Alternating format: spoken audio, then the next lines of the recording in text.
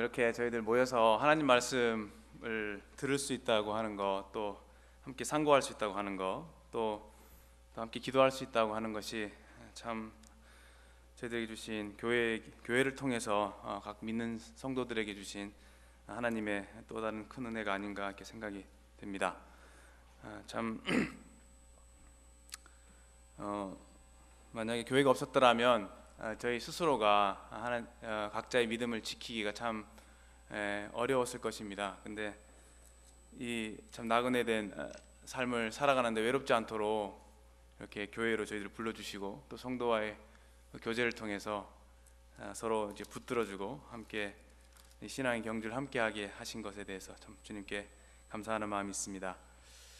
저희들 디모데후서 를 공부하고 있는데요. 지난 시간에 1장을 했고 오늘 이제 2장의 말씀입니다. 오늘 특별히 2장을 통해서 주님께서 일꾼에 관한 일꾼에 대한 가르침, 일꾼의 어떤 자질, 일꾼의 어떤 필요한 필수 요건들, 또 일꾼이 가져야 할 그런 마음 자세, 그래서 일꾼에 관한 그런 가르침들을 저희들에게 주고 있다라고 보아집니다. 그래서 오늘 일꾼에 대한 말씀을 조금 저와 함께 상고해 보길 원합니다.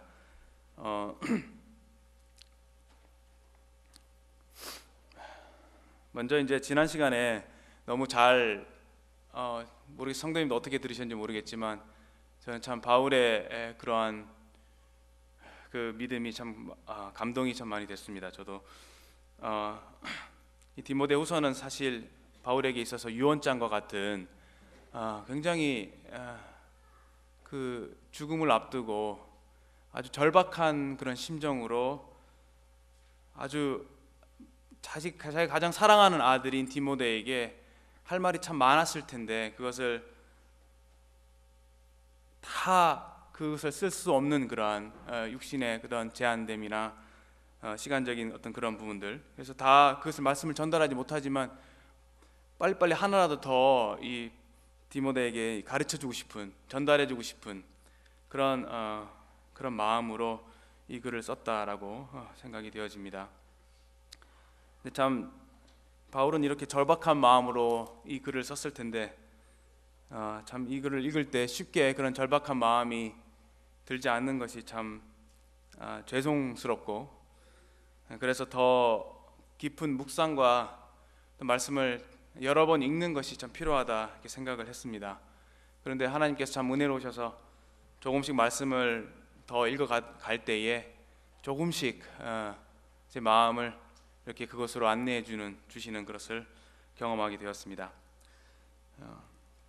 바울은 이제 복음을 증거하다가 로마 감옥에 갇힌 신세가 되었습니다. 근데 바울이 이렇게 갇히는 것을 보고 많은 사람이 바울을 부끄러워하게 되고 또 복음을 부끄러워하게 되고 자기를 버리고 이렇게 떠나게 되는 상황이었습니다. 그러나 바울은 그들에게 허물을 돌리기를 원치 않았고 끝까지 참 교회를 염려하고 기도했던 그런 사람이었습니다. 이 상당히 추운 감옥이었고 1차 투옥에 비해서 2차 투옥에서는 아주 그 지하 감옥, 아주 싸늘하고 추운, 그래서 겉옷을 가져오라고 할 정도로 그 환경이 열악했다고 합니다. 아주 빛도 들어오지 않는 그런 상황 가운데서 참 많은 고생을 감옥 속에서 했을 것이고, 무엇보다도 많은 사람이 자기를 배신하고 아주 계속 지금까지 해왔던 복음 전도와 교회를 세우는 그 사역을 할 수 없는 그러한 절망적인 상황에 놓여 있을 것이었습니다.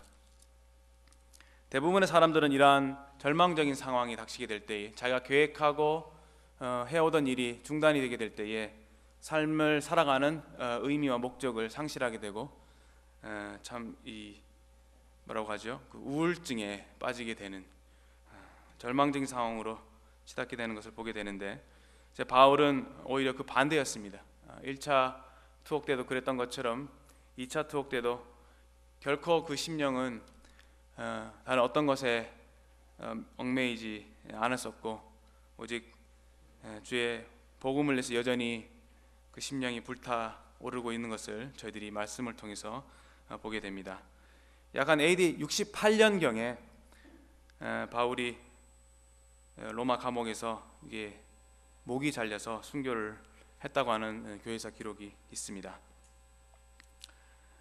지금 잘 아시는 구절이지만 그 4장 7절 8절에 보면은 6절 7절 8절에 보면은 이제 바울의 상황을 저희들이 잘 알 수 있는데요. 전제와 같이 내가 벌써 부어지고 나의 떠날 시간이 가까웠도다. 나는 선한 싸움을 싸우고 나의 달려갈 길을 마치고 믿음을 지켰으니 이제 후로는 나를 위하여 의의 면류관이 예비되었으므로 주 곧 의로우신 재판장이 그날에 내게 주실 것이며 내게만 아니라 주의 나타나심을 사모하는 모든 자에게도니라. 달려갈 길을 다 마치고 내 믿음을 지켰다. 나 이제 떠날 그 날이 가까웠다라는 것을 알면서 바울의 심령에는 주 예수께로부터 받은 그 사명, 주 예수께로부터 받은 그 비밀, 복음의 경륜, 하나님의 진리의 말씀, 이것을 다른 누군가에게 전달해줘야 되는 그러한 절박한 심정이었을 것입니다. 마치 저희들 릴레이를 할 때에 이 전 주자가 열심히 아주 최선을 다해서 100m를 달려갑니다. 그때 그 다음 주자에게 그 바톤을 넘겨줄 때에 아주 최선을 다해서 끝까지 달려가면서 그것도 중단하지 않고 달려가면서 이렇게 바톤을 넘겨주게 되고, 그 바톤이 행여나 앞 사람의 손에서 빠져나가서 떨어지게 되면은 그 경기에서 지게 되기 때문에 정확하게 바톤을 그 앞 사람의 손에 쥐어주기 위해서 아주 집중하고 최선을 다하게 됩니다. 마치 이러한 상황 가운데 있었다라고 저희들이 생각이 되어집니다. 이 바톤을 다음 주자, 다음 세대, 즉 디모데에게 전달해주는 그런 상황인 것입니다. 바울은 이 사명을 주 예수께로부터 받았습니다. 그리고 그것을 이제 디모데에게 전달하는 것이고, 그리고 우리가 2장 2절에서 알 수 있는 바와 같이 이제 또 다른 충성된 사람들에게 이것을 부탁하면서 그 충성된 사람들이 또 다른 사람들을 가르칠 수 있도록 그렇게 말씀하고 있는 것입니다. 죄송합니다. 제가 감기가 걸려갖고요, 목이 자꾸 마릅니다. 죄송합니다. 다른 사람에게 이제, 그러니까 주님, 바울, 디모데, 충성된 사람, 또 다른 사람, 이렇게 바톤이 연결이 되어지는 것이죠. 참 감사하게도 그 바톤이 오늘날을 사는 이 제 손에도 이렇게 들려지게 됐다는 것에 대해서 참 감사하는 마음이 있습니다.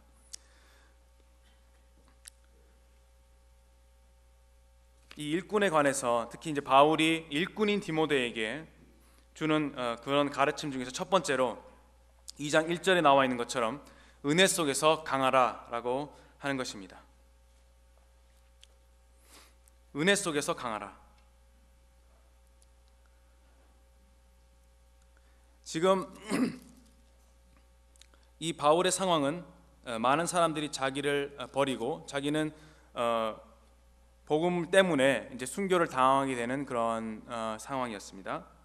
그래서 이 사실을 안 디모데의 마음이 두려움으로 아마 걱정과 두려움이 있었을 것입니다. 가장 신뢰하고 아꼈던, 따랐던 그 바울이 이제 세상을 떠나게 될 때에 과연 그 다음 주자로서 임무를 성실하게 잘 감당할 수 있을까 하는 그러한 고민이 있었을 것이라고 봅니다. 그래서 하나님께서 내게 주신 마음은 두려워하는 마음이 아니라 오직 능력과 사랑과 근신하는 마음이다. 그러니 너는 나와 함께 복음과 함께 고난을 받으라라고 명령하면서 바울을 격려해주고 있습니다. 복음과 함께 고난을 받으라. 약해지지 말고 복음을 위해서 강한 사람이 되라, 강해져라 라고 하는 것입니다.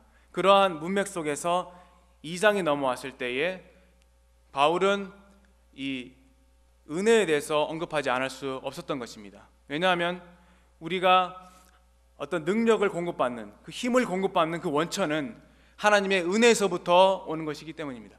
하나님의 은혜를 아는 데서부터 참된 그러한 주님을 위해서 또 복음을 위해서 달려갈 수 있는 그 힘과 에너지를 공급받을 수 있기 때문입니다.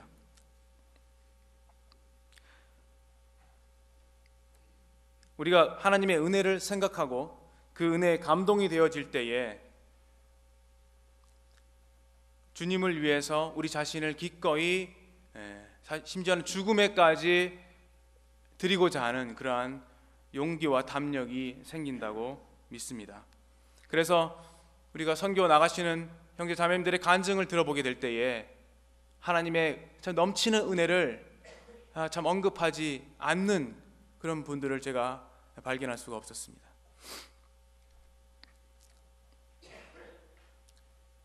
찬송가 410장에 보면은 하나님의 은혜로 이 쓸데없는 자 왜 구속하여 주는지 나는 알 수 없도다. 내가 믿고 또 의지함은 내 모든 형편 잘 아시는 주님 늘 돌보아 줄 것을 나는 확실히 아네. 또 2절에서는 왜 내게 굳센 믿음과 또 복음 주셔서 주 예수님을 믿게 하는지 나는 알 수 없도다. 또 3절에서는 왜 내게 성령을 주셔서 내 마음을 감동해 주 예수 믿게 하는지 나는 알 수 없도다. 저는 사실 하나님의 은혜를 생각할 때 할 말이 없는 사람입니다. 하나님의 은혜를 너무 많이 받은 사람입니다. 만약에 제가 믿지 않는 가정에서 태어났거나 또는 저 못 사는 복음을 알지 못하는 그런 나라에 태어났다면 제 개인적으로는 참 주님을 아마 지금과 같이 섬기고 있지 못했을 거라고 생각이 되어집니다. 그런데 참 감사하게도 믿는 가정에서 태어나서 저는 아무 거리낌 없이 자연스럽게 하나님 말씀 그 복음을 받아들이게 되었고 제 손에 그 복음의 소중한 보물이 제 손에 쥐어지게 된 것입니다. 저는 그래서 이 믿음이 그냥 내가 선택해서 내가 믿어서 이렇게 구원을 얻고 복을 받는구나 이렇게 생각을 했었습니다. 근데 인생을 조금씩 살아보니까요, 이 믿음도 참 주님께서 주시는 정말 주님이 주시는 은혜이고 선물이라는 것을 고백하지 않을 수 없었습니다. 왜 내게 믿음 주셔서 왜 내게 복음 주셔서 주님을 믿게 하는지 왜 내게 성령을 주셔서 주님을 믿게 하시는지 참 알 수 없도다. 바울은 아마도 과거에 죄인 중에 괴수였고 주님을 그렇게 박해하던 하나님의 은혜가 아니고서는 결코 구원받을 수 있는 희망이 없었던 자신이었지만 하나님의 은혜로 자기를 구원해 주신 것에 대해서 참 감사하는 마음으로 기쁜 마음으로 주님을 위해 또 복음을 위해서 고난을 받았습니다. 그리고 그 고난받는 일에 기꺼이 자기 자신을 드렸습니다.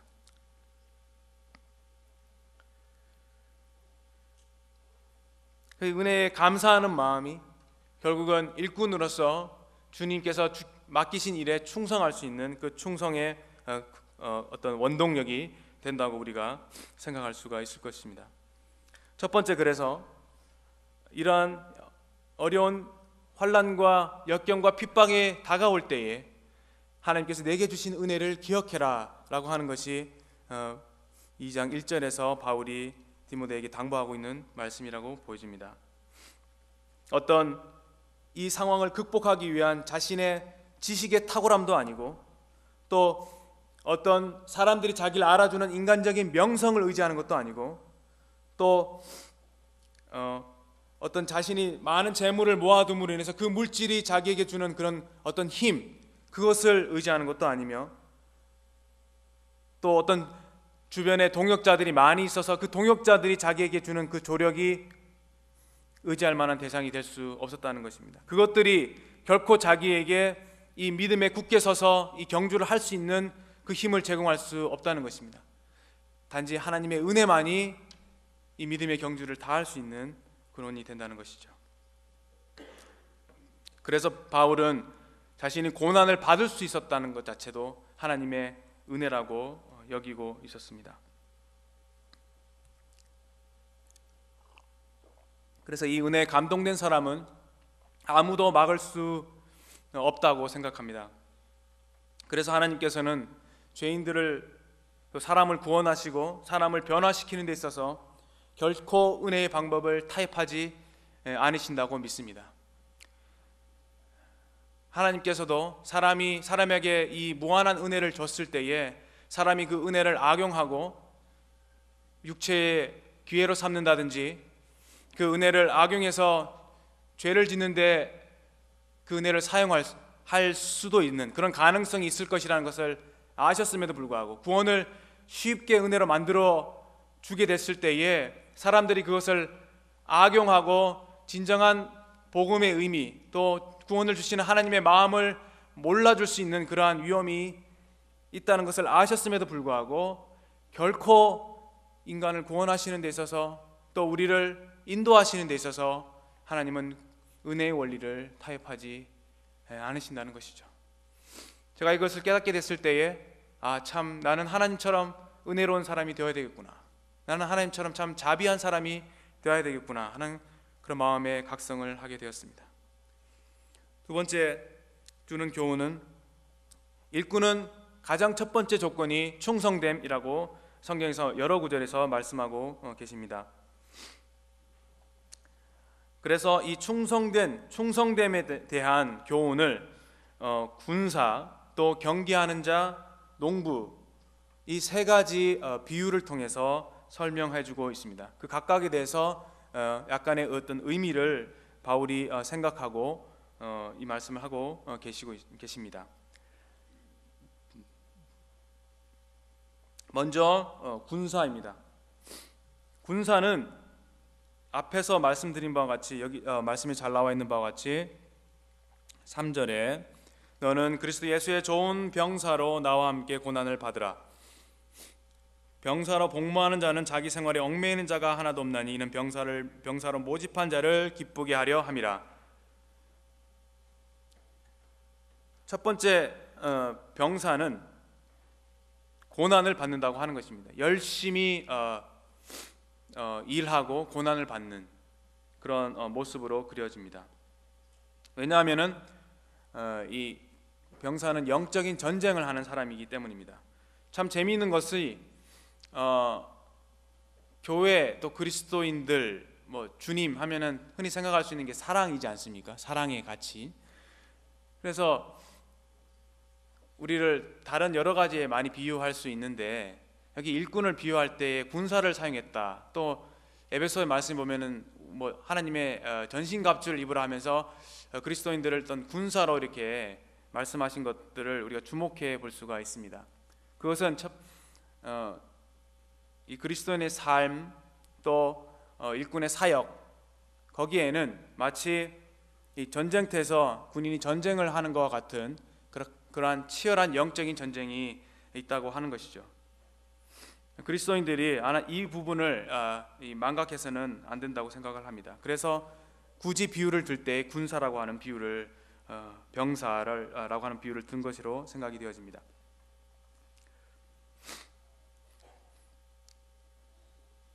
흔히 이제 우리가 영적인 전쟁을 한다고 했을 때에 지난 주일에 저희들 복음 집회를 했습니다. 그때는 참 아주 사단에게 전면전을 선포한 것이죠.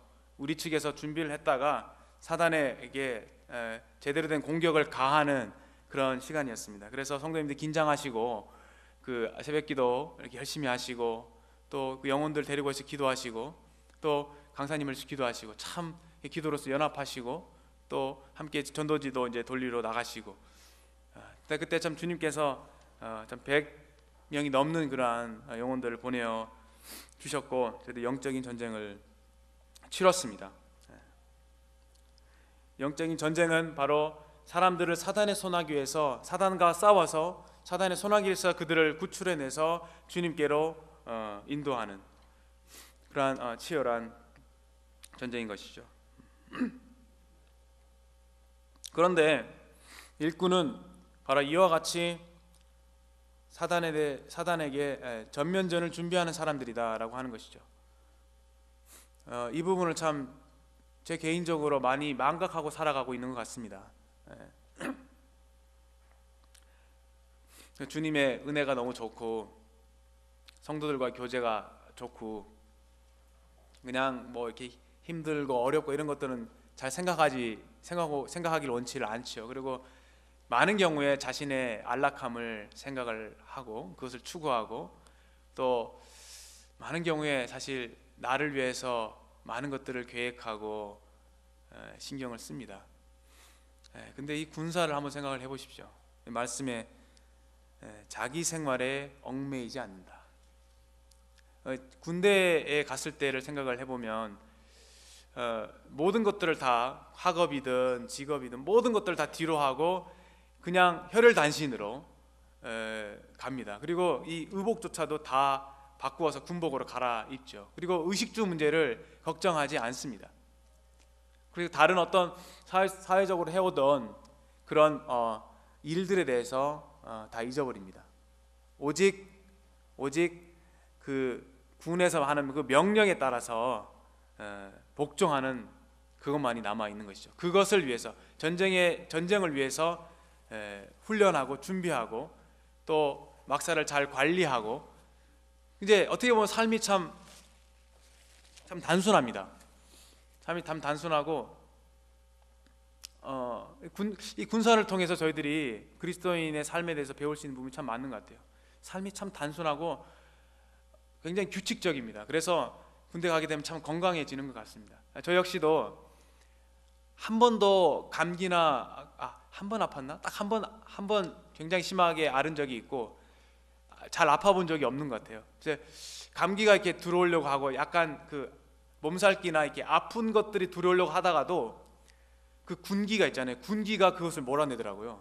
그래서 나는 아프면 안 돼 이런 정신력으로 무장을 되니까 그냥 그 다음날 일어나도 그냥 정신력으로 버티고 생활하다 보니 그 병이 오려고 하다가 이렇게 나가게 되는 그런 경험들이 좀 있습니다.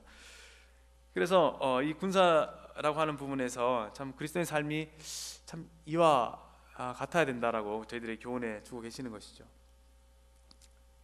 삶을 단순화시키는 것, 여러 가지 우리가 이 세상을 살아가기 위해서 직장에 다니고 일을 하고 또 많은 가정사의 일들이나 이런 많은 일들이 있을 수 있지만 주님이 말씀하실 때에 그 모든 것들을 잠깐 뒤로 하고 주님 말씀을 따라 나아가서 순종할 수 있는 그런 자세, 그리고 늘 어떤 영적인 전쟁을 하는 상황에 있다는 것을 인식하면서 그 영적인 전쟁을 위해서 준비하는 그런 자세, 이것을 저희들에게 교훈해주고 있다고 봅니다.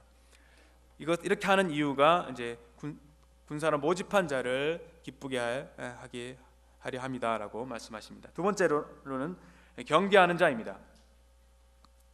경계하는 자는 요구되는 것이 법대로 경계하는 것이라고 말씀하시면서, 이 법대로 경계하는 것은 하나님 말씀에 순종하고 그 말씀의 원리대로 행하는 것을 의미합니다.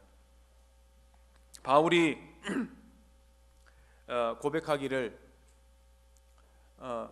자기가 복음을 위해서 많은 것들을 행하고 수고를 했지만 제가 복음을 위해서 모든 것을 행하는 그 이유가 자기가 전파한 후에 도리어 버림이 될까 두려워한다라고 말씀했습니다. 그래서 버림이 된다고 하는 말은 구원을 잃어버린다는 말씀이 아니라 어떤 하나님 상급으로부터 어떤 실격 처리가 되는 그러한 것들을 의미한다고 볼 수가 있습니다. 상급을 잃어버리는 것이죠. 1988년 서울올림픽이었나요? 그때 육상 100m 경기에서 칼 루이스와 벤 존슨이 이제 맞붙었습니다. 벤 존슨은 캐나다 사람이었고 칼 루이스는 미국 사람이었습니다. 달리기를 했는데 누가 이겼을까요? 벤 존슨이, 제가 기억합니다. 똑똑하게 9초 83으로 100m를 끊었습니다. 그때 칼 루이스는 9초 92를 끊었습니다. 아주 근소한 차이로 1등과 금메달과 은메달이 됐는데, 나중에 이 벤 존슨이 약물을 복용한 사실이 발각되면서 금메달을 박탈당하고 금메달이 이 칼 루이스에게 넘어가게 되었습니다.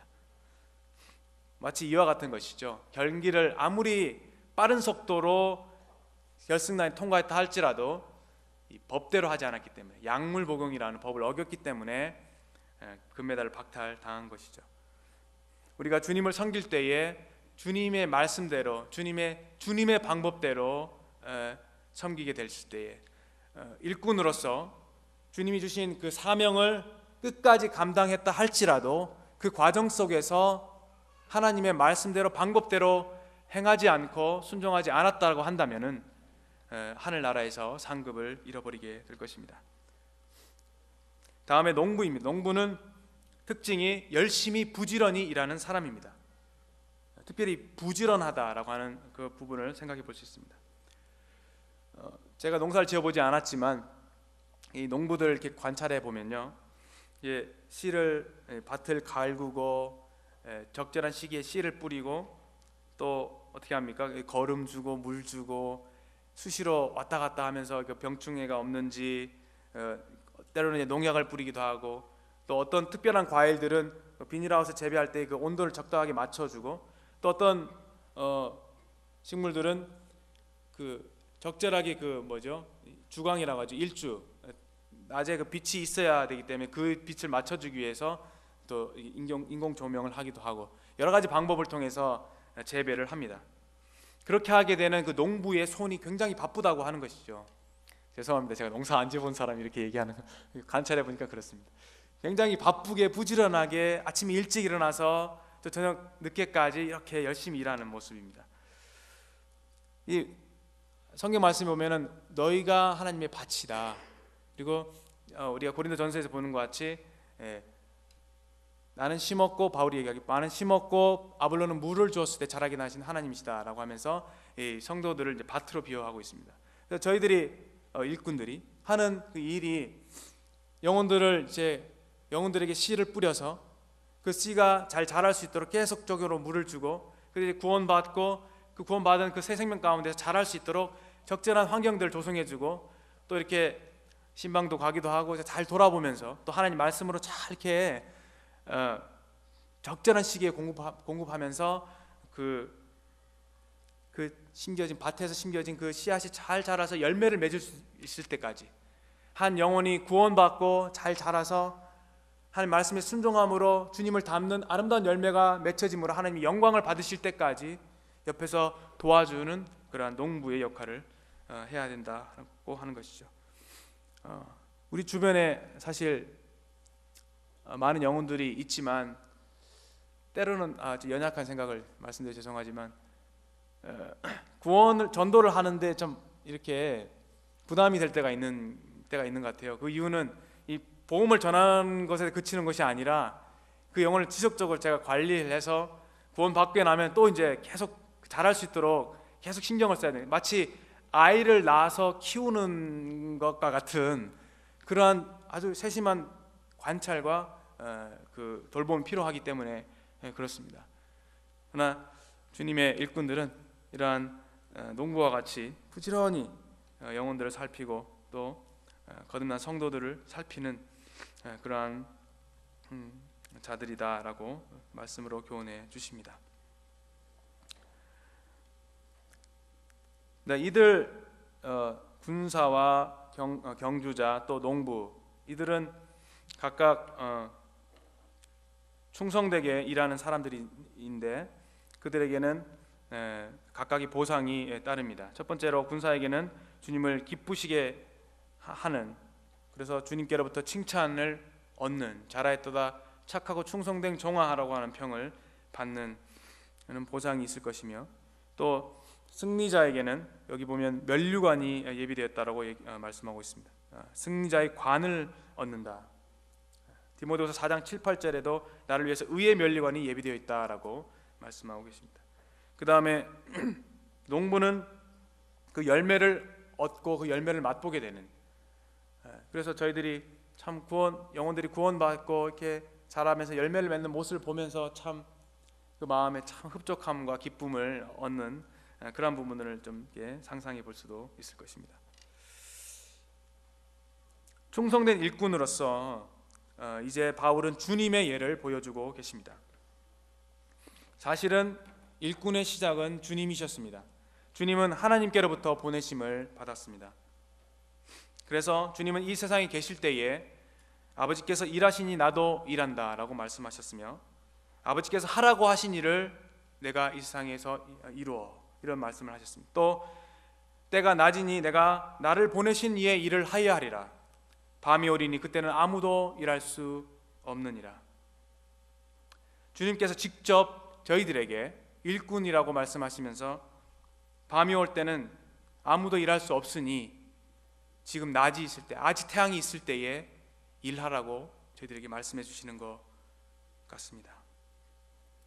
이 세상에서 너무 편안하게, 너무 안락하게, 너무 좋은 것만 취하게 된다면은 아마 그 세상, 그 나라 갔을 때에 그치, 별로 기대할 것이 없을 것입니다. 주님 앞에 섰을 때에 참 주님 앞에 죄송한 마음, 미안한 마음으로만 서게 될, 주님 얼굴을 제대로 쳐다보지 못할 것입니다.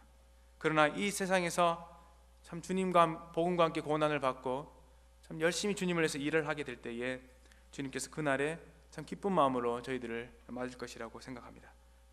주님은 나의 양식은 나의 보내신 이의 뜻을 행하며 그 일을 온전히 이루는 이것이니라 고 말씀하셨습니다. 그리고 이제 아버지께서 나를 보내신 것 같이 내가 너희를 보낸다 라고 말씀하셨습니다. 주님은 하나님의 일꾼으로서 하나님의 집에서 끝까지 충성하셨습니다. 아들로서 충성하셨다. 주님은 충성된 군사이셨으며 또 법대로 경주하는 경주자이셨으며 또 부지런히 일하는 농부이셨습니다. 7절에 보면은요, 7절부터 보시면 내가 말하는 거 생각해보라. 주께서 범사에 내게 총명을 주시리라. 얼마나 급했으면 이 농부, 군사, 경주하는 자, 농부에 대해서 한 줄씩 간략하게 쓰고 난 뒤에 잘 알아들었지? 잘 생각해봐. 하나님께서 너에게 말씀해 주실 거야. 이렇게 저는 그렇게 받아들여집니다. 너무 이 급박한, 절박한 상황에서 할 일 하기가 많기 때문에 간략하게 쓰면서 주님께서 너를 깨우쳐 주시길 바래 라고 간략하게 소개하고 있는 것을 봅니다. 8절에 이제 예수님의 예를 소개하고 있습니다. 내가 전한 복음대로 다윗의 씨로 죽은 자 가운데서 다시 살아나신 예수 그리스도를 기억하라. 주님을 기억하라. 우리의 충성된 증인이신 우리 주님을 기억하라. 특별히 여기에서는 다시 살아나신 부활의 주님을 말씀하고 계십니다.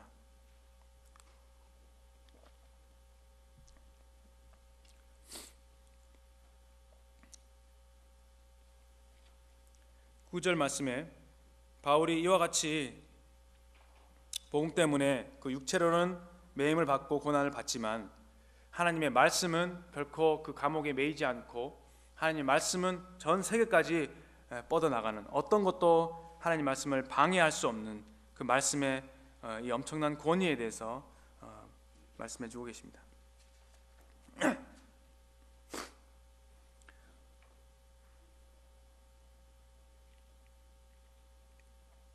11절 말씀에 미쁘다 이 말이여 우리가 주와 함께 죽었으면 또한 함께 살 것이요 참으면 또한 함께 왕노릇할 것이요 우리가 주를 부인하면 주도 우리를 부인하실 것이라. 우리는 미쁨이 없을지라도 주는 항상 미쁘시니 자기를 부인하실 수 없으시니라.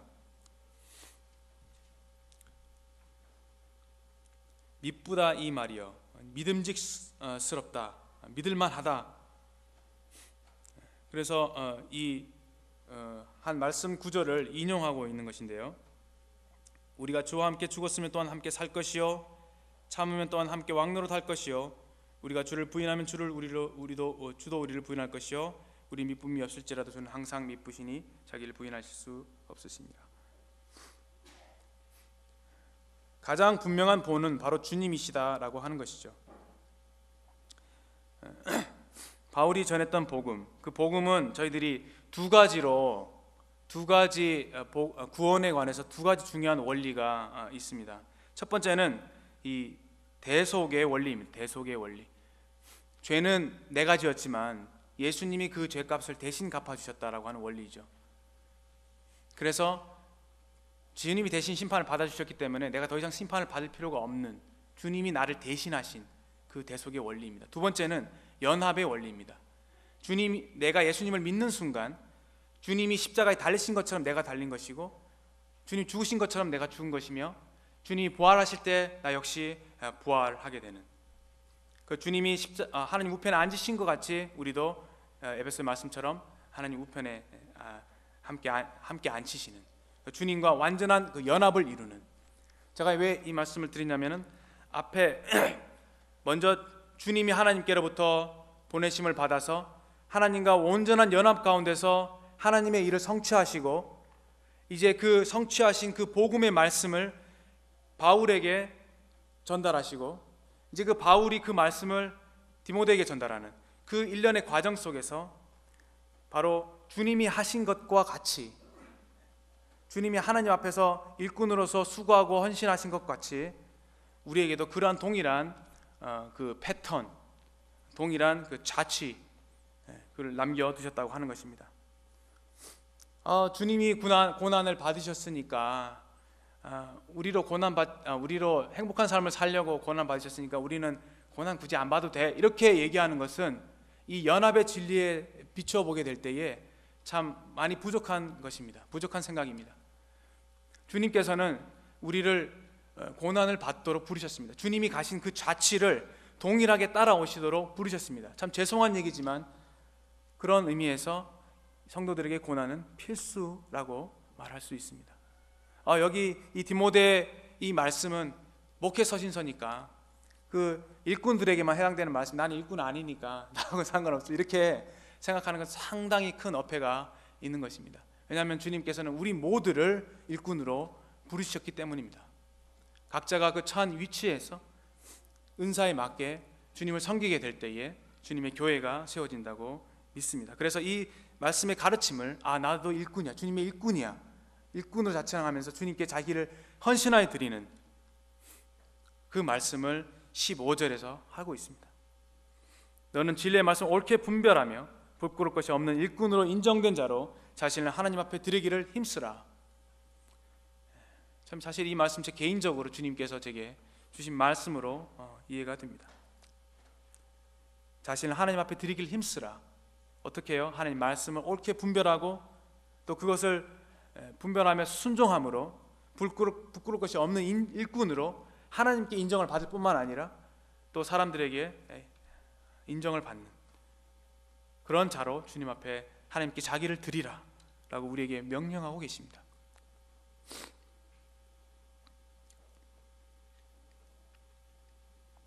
주님의 본을 우리가 잘 볼 수가 있는 것이죠.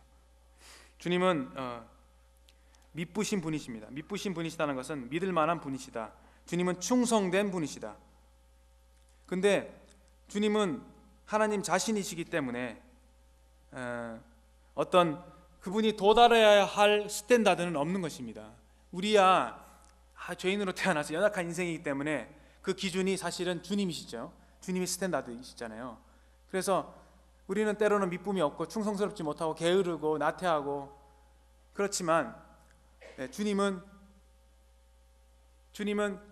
본인이 최고의 스탠다드이시기 때문에 주님은 자기 자신에 대해서 충성스러우신 것이죠. 자기 자신에 대해 다시 말해서 주님은 자기의 속성과 인격에 반하는 어떠한 일도 하지 않으신다라고 하는 것이죠.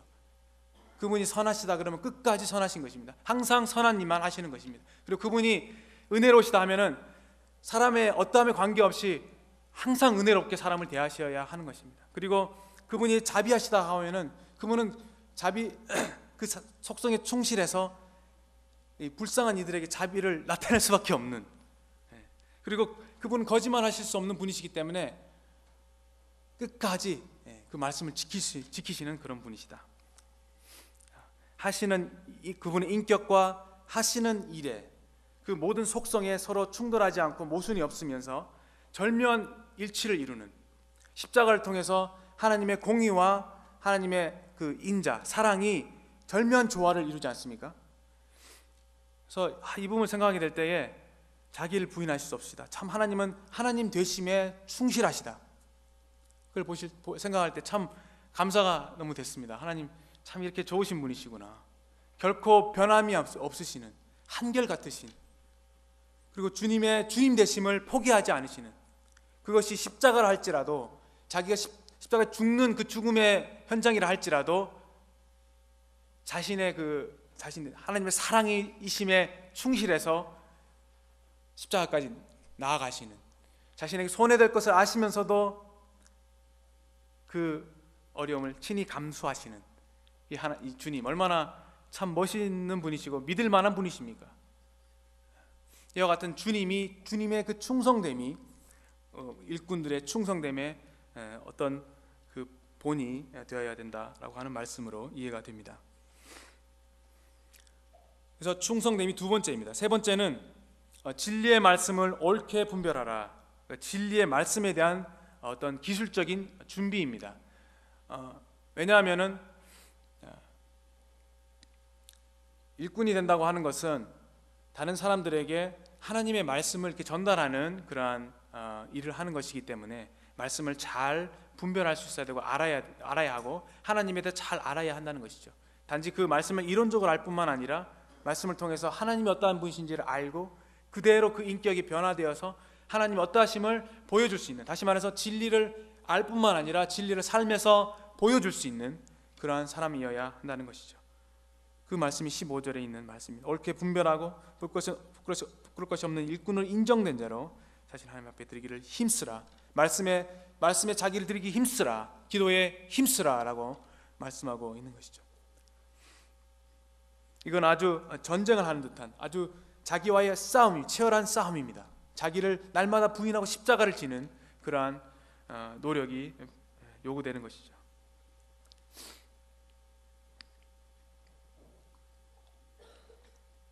그런데 이렇게 진리의 말씀을 옳게 분별해야 하는 그런 또 다른 이유 중에 하나가 이 거짓 교사들 때문입니다. 거짓 교사들의 대표적인 예로 17절에 후메네오와 빌레도가 있습니다.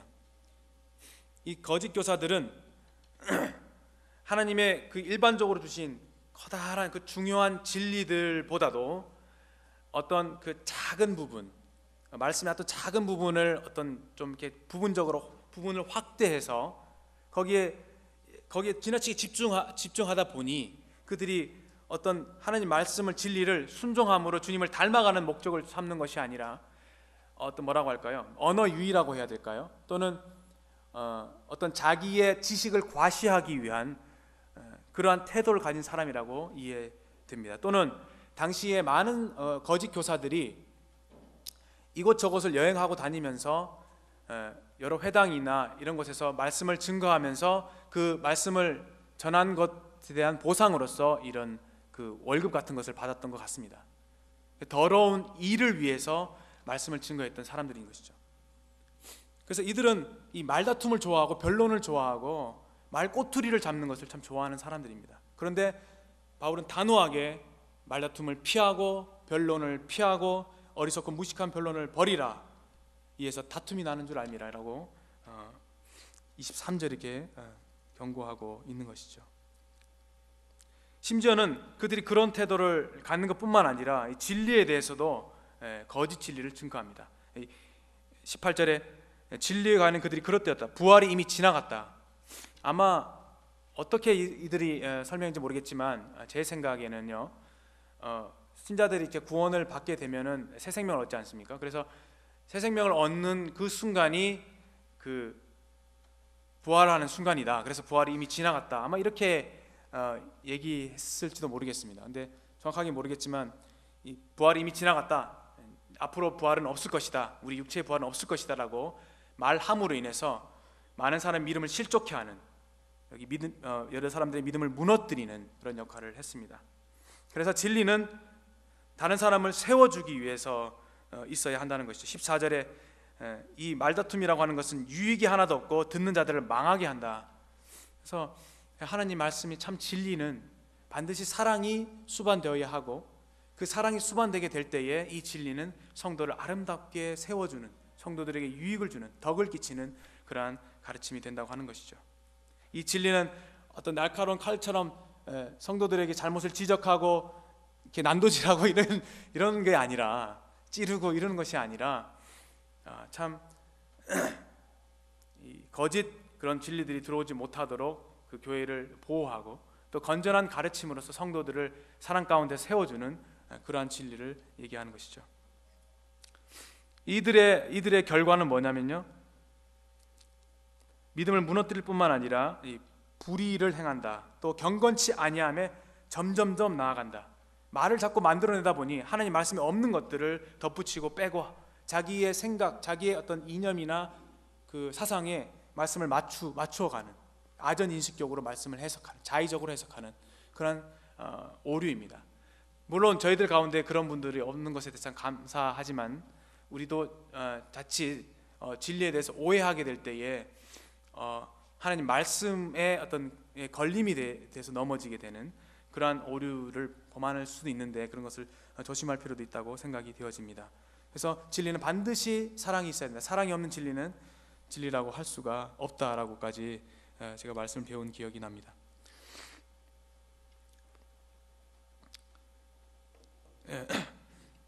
그래서 이들에 대해서 경고를 하고 있는 것이죠. 이들은 불의한 사람들이다, 경건을 버린 사람들이다. 그런데 19절에 그러나 하나님의 견고한 터는 섰으니, 여기 하나님의 견고한 터에 대해서 여러 많은 해석들이 있습니다. 터는 우리가 흔히 얘기하는 기초잖아요. 그 교회를 얘기할 때 하나님의 교회여 진리의 기둥과 터니라 라고 했을 때 이 터를 하나님의 교회다, 참된 교회다라고 얘기하기도 합니다. 지금 이 문맥에서 우리가 알 수 있는 것은 뭐 다른 여러 해석들이 있겠지만요, 제가 보는 견해는 이 후메네오나 빌레도 같은 사람들은 참된 주님의 제자가 아니었다. 거짓 교사들은 좀 이렇게 참된 제자가 아닌 사람들로 저희들이 비춰볼 수 있을 것입니다. 이들이 지역교 안에 이렇게 섞여서 삽니다. 그래서 주님께서 가라지 비유를 말씀하실 때에 알곡을 뿌렸지만 가라지가 같이 지역교 안에서 자라는 것처럼 이 하나님의 지역교회 안에 이러한 사람들이 있을 수 있고 결국 갔을 때 그 거짓 것들이 드러날 일이 있을 것이라는 것에 대한 경고입니다. 그러나 하나님의 견고한 터는 섰다라고 했을 때에, 그럼에도 불구하고 내가 이 반석 위에 내 교회를 세우리니 하시면서 하나님의 역사를 시작하신 주님께서는 이 교회를 끝까지 지키시고 인도하실 것이라고 하는 그런 믿음입니다. 그래서 인침이 있어 일러시되, 이 인침이라고 하는 것은 성령으로 우리를 인치신 것이죠.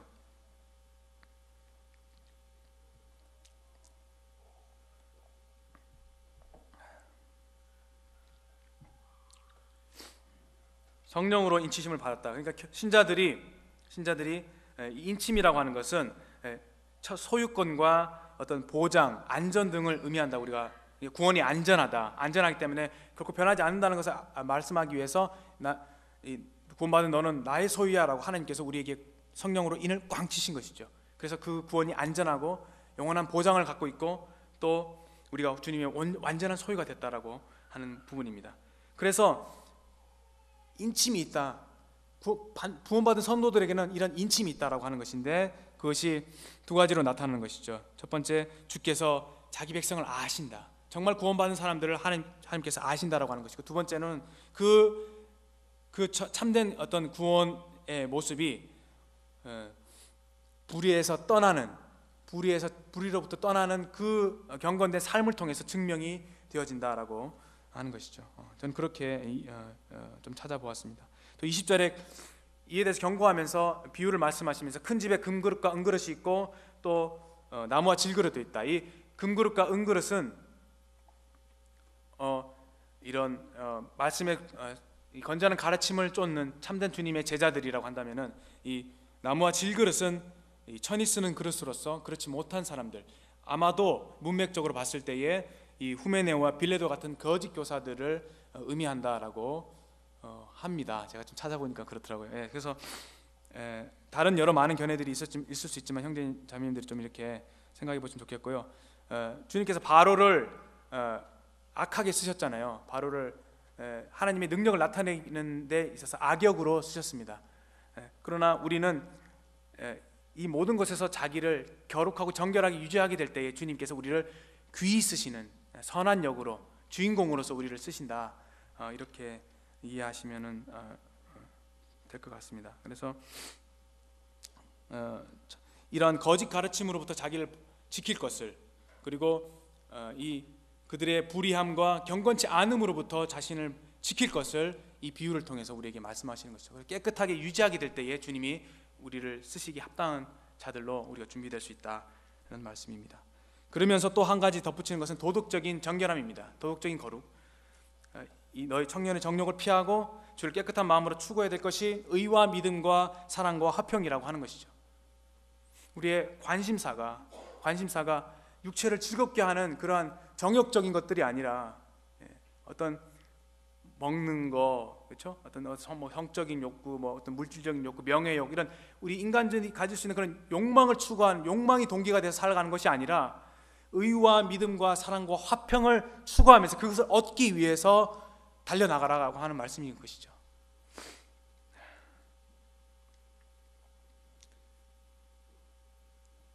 그래서 세 번째 명령은 진리였고, 네 번째 명령은 거룩입니다. 이제 거룩하라고 하는 명령을 이 그릇의 비유를 통해서 말씀해 주셨습니다. 마지막으로 이제 인격적인 자질을 말씀하시는데, 어리석고 무식한 변론 피해라, 이에서 다툼이 난다. 그리고 주의 종은 마땅히 다투지 아니하고 모든 사람에 대해서 온유하며 가르치기를 잘하며 참으며 거역하는 자를 온유함으로 훈계할지니 하나님이 그들에게 회개함을 주사 진리를 알게 하실까 하며, 거역하는 자들이 많이 있었던 것 같습니다. 거짓 교사들이 있었던 것 같습니다. 그들에 대해서 아주 강압적이고 폭력적인, 나는 군사니까 하나님 말씀을 검을 가지고 널 이렇게 어떤 폭력적인 자세가 아니라 온유하고 겸손한 마음으로, 그들을 불쌍히 여기는 마음으로, 혹시 그들 주님께서 마음을 바꾸셔서 진리를 알게 하시고 또 구원받게 하실 수 있지 않을까라고 하는 그런 기대를 가지고, 주님의 기대를 가지고, 주님의 넓은 아량을 가지고 그렇게 해라라고 하는 것이죠. 마치 주님께서 가룟 유다를 끝까지 기다려 주셨던 것 같은 그런 오래 참음의 마음. 10절의 말씀에 나와 있는 것처럼 내가 택하신 받은 자들을 위하여 모든 것을 참으면 그들로 그리스도 안에 있는 구원을 영원한 영광과 함께 받게 하려 함이라. 우리가 가족들의 구원과 또 성도들의 성장을 위해서 일꾼으로서 가장 필요한 덕목 중에 또 하나는 오래 참는 것, 끝까지 기도하고 끝까지 온유함으로, 끝까지 선행으로 그들을 대하는 그런 마음 자세다라고 우리에게 말씀해 주십니다. 참 어려운 부분이지만 하나님 말씀 너무 선하기에 우리에게 이러한 것들을 명령하시고 또 성령의 능력으로서 또 하나님의 은혜로서 우리가 이러한 삶을 살아갈 수 있도록 해주실 것이라고 믿습니다. 다만 우리에게 필요한 것은 15절의 말씀과 같이 우리 자신을 하나님 앞에 드리기를 힘쓰는, 말씀에 힘쓰고 기도에 힘쓰면서 주님의 그 의와 믿음과 사랑과 화평을 쫓으면서 주님을 닮고자 하는 마음을 가지고 그것을 삶의 최우선의 목표를 두고 살아가게 될 때에 주님께서 우리를 귀하게 쓰시고 우리의 삶의 열매를 통해서 아버지께서 영광을 받으실 것으로 믿습니다. 죄송합니다. 제가 시간을 한 5분 정도 오버했는데요. 이상으로 마치겠습니다.